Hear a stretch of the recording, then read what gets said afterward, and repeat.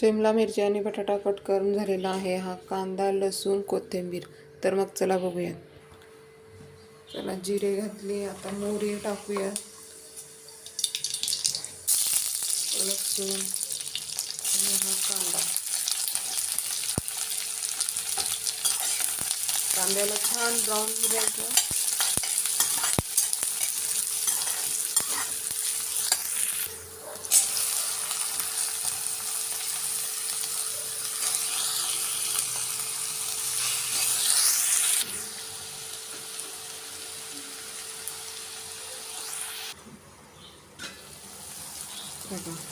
छान आपली भाजी शिजलेली आहे. आता आपण यात शेंगदाण्याचं कूट, मिरची पावडर, हळद पावडर घेतलेली आहे आणि थोडा चिमूटभर मसाला. तर बघा, आपण टिफिनसाठी